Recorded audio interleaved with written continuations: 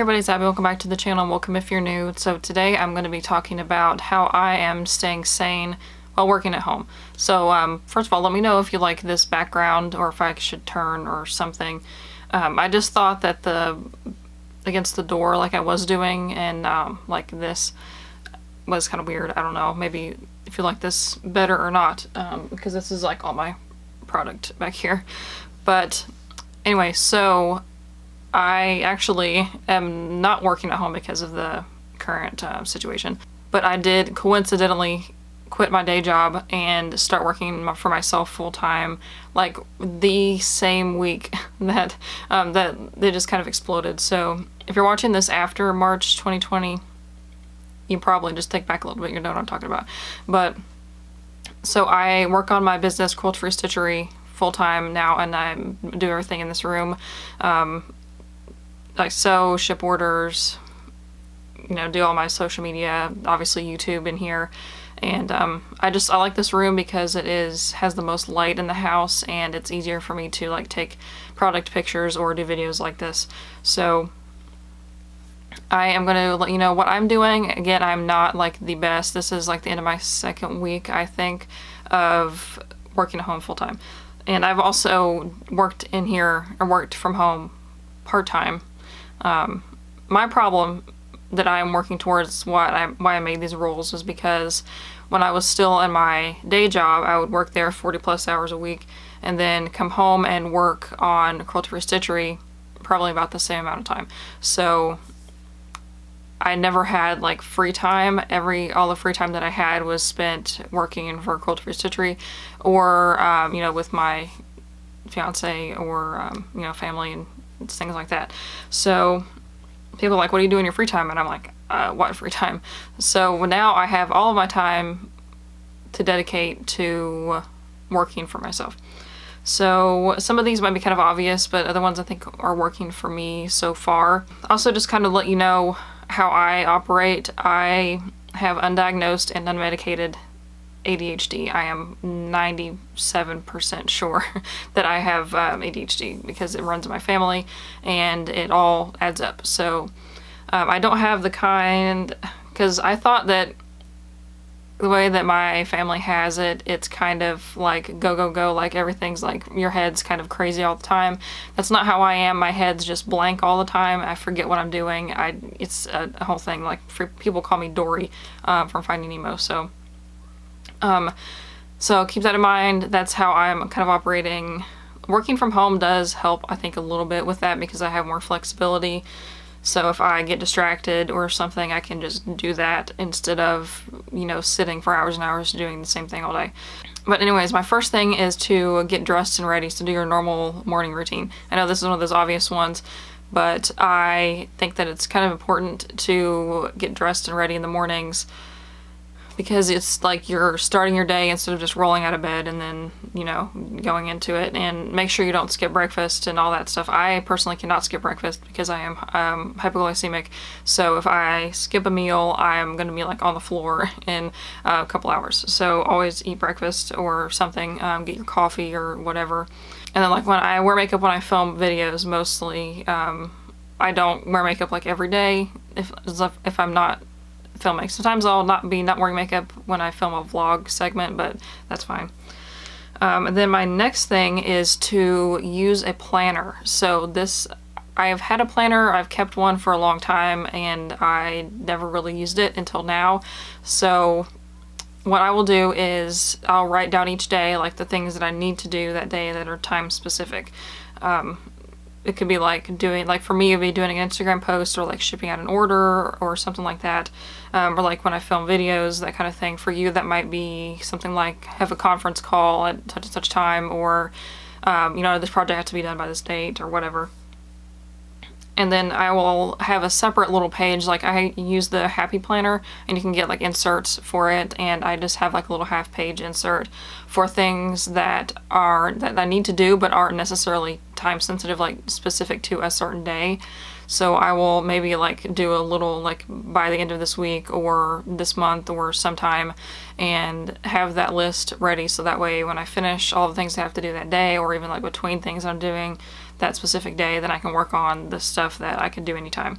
So the stuff that I can do anytime would be like, I need to make new listings for my shop or take product photos, because for me product photos is the most annoying thing, because I have to, the weather's been so bad here, I've had to wait like weeks sometimes to be able to do product photos because the sun is not cooperating, and that's the only way that I can get good shots with my current setup, is to wait for the sun to be out. And also something that works for me and how my brain works is that separate page. Once I start crossing a few things off, I will rewrite it, and then I will add new things or whatever, and then I do the thing, like I'll focus on like one part of that. I'm like, oh, I really need to do this, and I'll do it right then as soon as I'm writing it. And that kind of helps, that way I can just cross a few more things off and then get through the list. I don't know, sometimes I get focused on one thing that I really need to do. Like this over here used to all be like in these bins, and I took them all out. I was like writing it in my little note sheet, and then I just went ahead and did it like right then, and it worked out fine for me. It was kind of late at night, so I didn't really have anything else going on, but just stuff like that. If you see something needs to be done, do it. As long as it's business related though, because you definitely want to keep your work and home stuff kind of separate. So like cleaning, I'll talk about that I think in a little bit, but like cleaning stuff, as long as it's like your work area or whatever, go ahead and do it. But if it's like the rest of the house, set aside a separate time to do that. So the next thing that I'm working on, I used to be really bad about this, but having separate spaces. So even if it's just like a table in the corner or something that you have your laptop and you work from that on, then have that be your space to just work. It's kind of like going to the office, but not really, because you're at your house, but you know what I mean. So my main thing with this one, having the separate spaces, is not eating in my office. So I used to like grab my food and bring it up here, and then I would like read emails or like do social media kind of stuff while I was eating. And number one, that took me longer to eat because I was distracted, and number two, it's not the best for, I didn't like eat while where I am preparing product, obviously, but it's kind of like, that's why you're not really supposed to eat like in your workplace, you know. So if you have separate spaces to take your breaks and to work in, then it kind of gives you a mental break. And also, if you are using your phone while you are eating or on your work break or whatever, try not to get on like work related stuff. Like, don't be checking your emails and that kind of thing. Save that for work time. I think that's really important. And also, I use social media a lot. I'll talk about this a little bit later, but I use social media a lot for my business, and there are other social medias that I don't post on that I will look at. So like, I don't really post anything related to business on Reddit. So if I need a break from Instagram and Facebook and that kind of stuff, then I will just browse Reddit. Then also set aside a little bit of time to keep your work area clean. Like when you're done for the day, maybe spend 5 minutes or so tidying it up. Especially now, like clean it, Lysol, that kind of stuff. And then maybe an hour a week or so, like really clean your work area, and like scrub down don't use water, you don't need common sense, but like clean your laptop and your phone and that kind of stuff, and just make sure that everything's sanitized. And the next thing is to maintain your daily schedule. Now, this is especially important if you have a normal person job, unlike me, and have like conference calls and like Skype meetings, that kind of thing. So that way you wake up on time and you're ready, and like get dressed and put, if you wear makeup, put it on, stuff like that, and make sure you keep like a consistent. I've been bad at this a lot, but my work doesn't really require me to wake up at a certain time, but it's better for your overall schedule to have a certain time to wake up, a certain time to go to bed. So I try to, my alarm is set for like 10 o'clock, and I usually roll out of bed around 11, but that works for me. So if that works for you, great. If not, don't, try to wake up at a certain time. And then also something that I think has been beneficial for me, I know it might seem a little bit silly, but actually my my grandpa does this. He doesn't, he's in his 70s and he doesn't have a job. He's been retired for a long time, but he has a workshop, and so he'll go up, and even if he just sits up there at his workshop, he'll go in, he'll clock in, and then he'll work for a couple hours, and then go home and clock out. It's kind of like humans like to have a routine, and I think it helps to do that. So what I always do is when I leave my office, I'll turn off the light, and that's like me clocking out. That way that I'm not working anymore.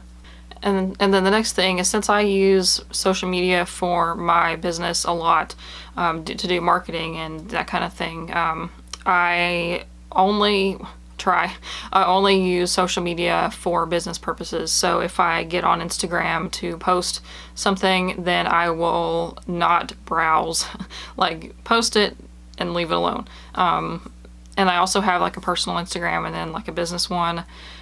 And I'm like posting on both, doing stories and stuff, but I try to not browse, especially right now in this current time. Browsing social media can kind of send you into a spiral of like just overload of information, so I try to avoid that at all costs. And I try to only get on Facebook like once a day. That's it, because Facebook is just a cluster of wrong information, people freaking out. Just Facebook like only a few minutes a day just to see like my posts and all that stuff. So avoid Facebook if you can. Then there's 2 more that I've got. So the next one is to figure out the way that this is going to work for you. So my business, most of my time is spent like sewing or assembling orders or like doing internet, like social media and posts and that kind of stuff. So it works for my brain if I spend a whole day just sewing. Sometimes I go back and forth. This is probably not going to make sense to you, but sometimes I will spend all day sewing, or then I can't focus on a certain day, and then I will like sew a little bit and then do a little bit of this, a little bit of that. Figure out how that works for you and your brain. So if the way your business is set up allows you, make like a whole day just for this one thing, and then the next day just for this one thing, or figure out what's the best time for you to do A, B, and C, whatever. I know this probably does not make sense to you, but it makes sense to me how I operate.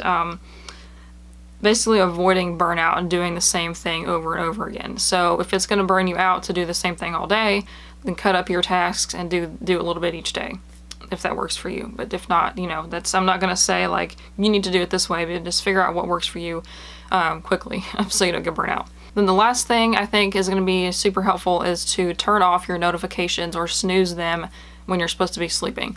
So I try to go to bed around midnight-ish, maybe 1 o'clock, and you can set your notifications on your phone to snooze like between certain times. You can have it still allow you to accept calls and like text messages and stuff, but you can have it snooze like emails and notifications from like Instagram and that kind of stuff. And I think that'd be super helpful, because a lot of times if I get an order on Etsy in the middle of the night, my phone will buzz, and I know it's Etsy because it buzzes twice, and whereas other apps only do once. So then I look at my phone, I'm like, oh, I got an order, and then it's just like downhill from there. I can't sleep. So snooze your apps on your phone. So let me know in the comments if you have any tips on how to stay productive. I know there are more than this, but these are the ones that I think would help me, and I'm just starting this journey. So if I know a lot of you probably are starting on this working from home and that kind of thing, maybe not necessarily self-employed, but just working from home. And I'm not going to tell you to like not wear pajamas. That's not what I'm saying. Like those are kind of the tips that I'm like, but you can wear pajamas, but it's better to get ready. Like put on a fresh pair of pajamas at least. But anyways, so give this video a thumbs up if you thought it was helpful. And again, let me know in the comments if you have any tips on how to stay productive or just make working at home more bearable. And subscribe so you don't miss any other videos. And follow me on Instagram. My business Instagram is at Cruelty-Free Stitchery. My personal Instagram is at AskClan. And then you can also shop Cruelty-Free Stitchery at quiltfreestitchery.com or quiltfreestitchery.etsy.com. So all that's linked in the comments as well, and I will see you in the next video. Bye.